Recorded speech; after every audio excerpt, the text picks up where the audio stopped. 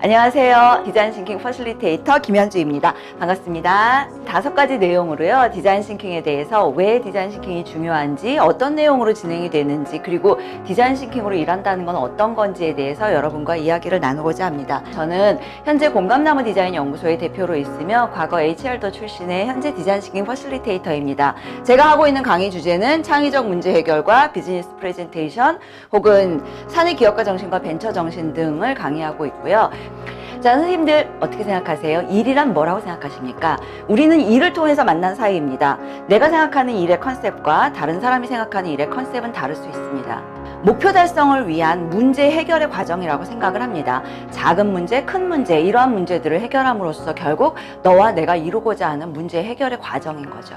물론 이것이 저는 문제가 있다고 얘기하는 건 아닙니다. 기존의 방법이고 우리가 지금까지도 굉장히 충실하게 잘 따라오고 있는 문제 해결의 방법인데요. 이걸 보시게 되면 일단 현상 파악으로 시작해서 문제를 명확하게 한 후에 원인을 분석하고 대안 수립과 그 대안들에 대한 평가를 한 후에 뭐가 나오게 됩니까? 요 사이를 딱 막으면서 액션 플랜과 기대 효과까지 나오게 되죠.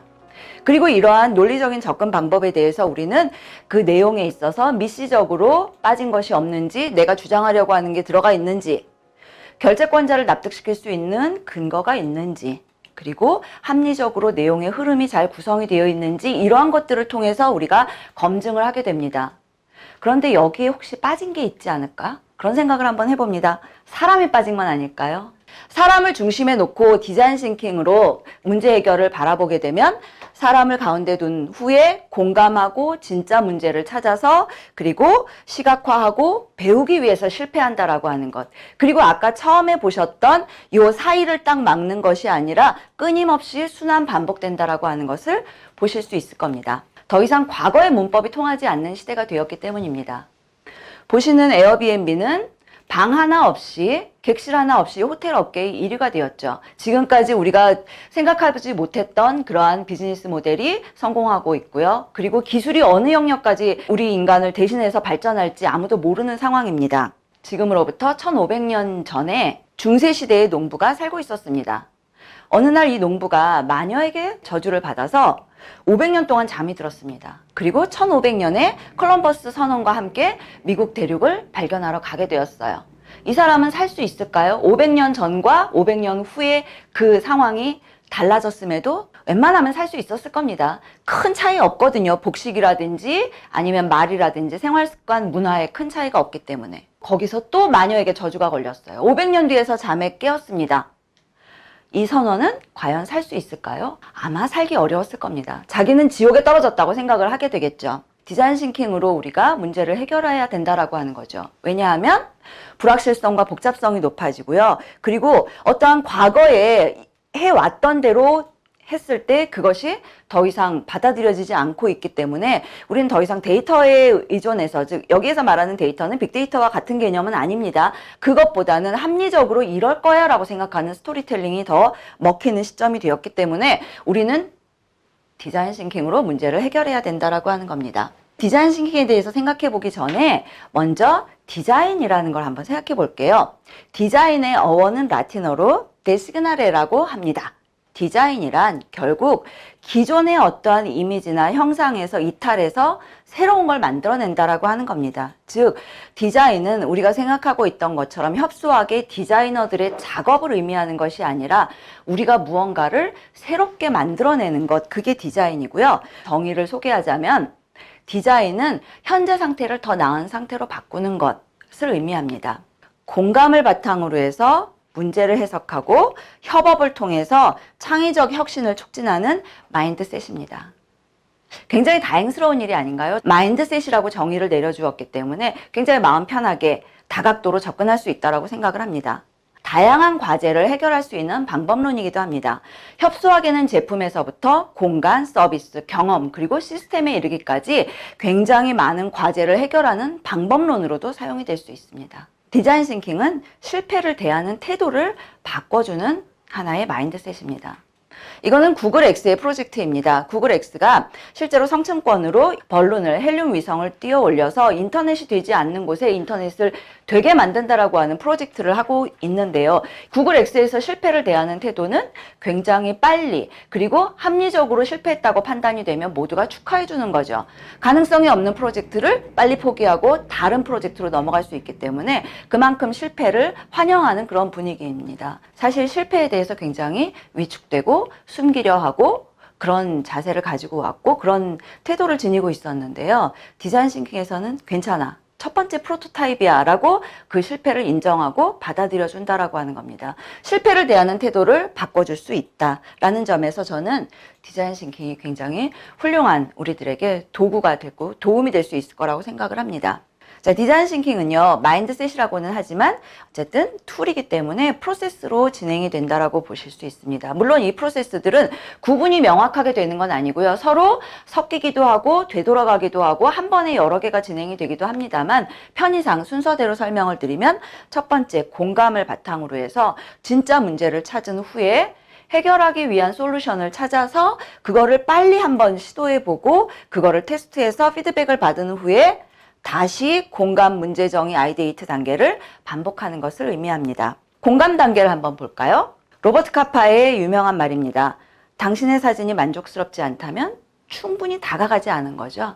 당신의 해결책이나 당신의 제품이 무언가 문제가 있거나 마음에 들지 않는다면 충분히 공감하지 않았다는 겁니다.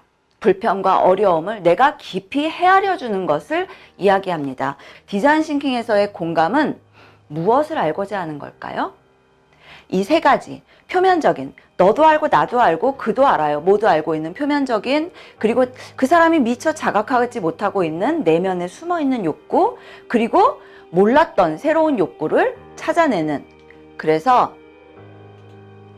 새로운 인사이트를 얻기 위해서 우리는 공감을 하는 겁니다. 표면적인 필요는 그도 알고 나도 알아요. 깊은 내면적 욕구는 내가 발견해 주는 겁니다.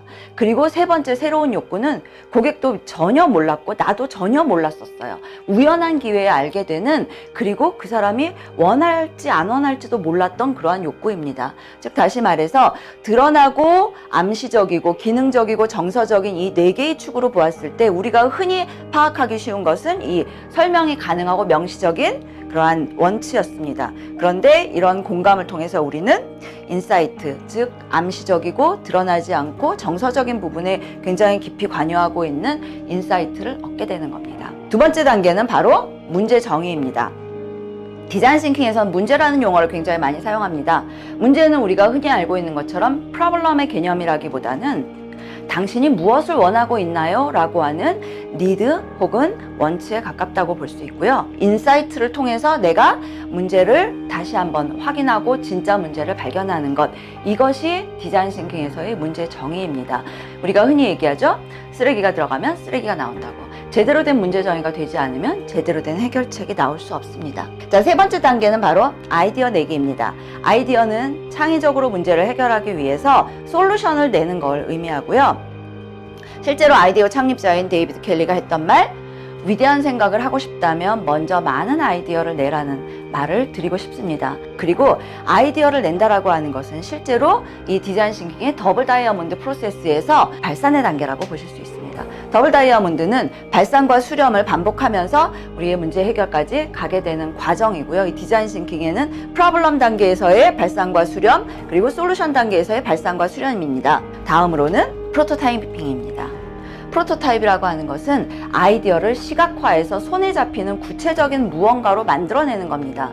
추상적으로 존재하던 아이디어를 내가 손에 잡고 보고 만지고 듣고 느낄 수 있게 해주는 그런 것을 의미하는 거고요. 실제로 프로토타입은 만드는 데 의미가 있는 게 아니라 피드백을 받아서 배우고 개선하기 위해서 하는 겁니다. 이걸 사볼까? 라고 하는 고객들을 위해서 만들어 놓은 프로토타입입니다.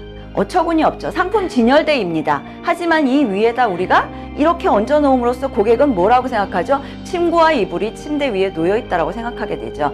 바로 이게 프로토타입의 정신, 목적인 겁니다. 난 후에는 반드시 어떻게 해요? 테스트를 받아서 피드백을 받으셔야 된다라고 하는 겁니다. 와, 우리 프로토타입 했다. 와, 좋아. 괜찮은데? 라고 해서 그 프로토타입의 사랑에 빠지는 순간 그 프로토타입은 시제품이 될 확률이 높고 그 시제품은 고객에게 만족을 주지 못하거나 혹은 문제를 해결하지 못할 수 있는 가능성이 다분해집니다. 따라서 우리는 이러한 테스트를 통해서 피드백을 받으셔야 된다라고 하는 거죠.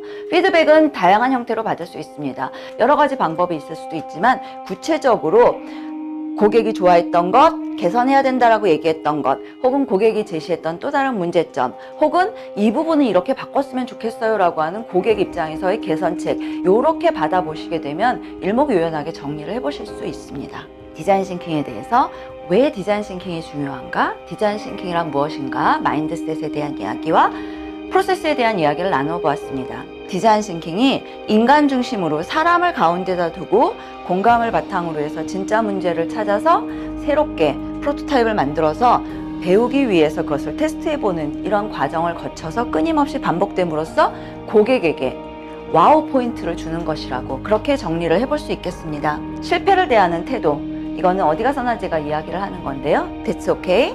It's just first prototype. 첫 번째 프로토타입일 뿐입니다. 실패가 아니라는 거죠. 그걸 통해서 우리는 끊임없이 개선해 나갈 수 있습니다. 프로블럼을 바라보는 관점을 프로블럼이 아니라 더 이상 프로블럼이 아니라 프로젝트라고 바라보는 관점을 가질 수 있을 거라고 생각을 합니다. 지금까지 디자인 싱킹에 대해서 여러분과 함께 이야기를 나누었고요. 정말 감사합니다. 마치겠습니다. 감사합니다.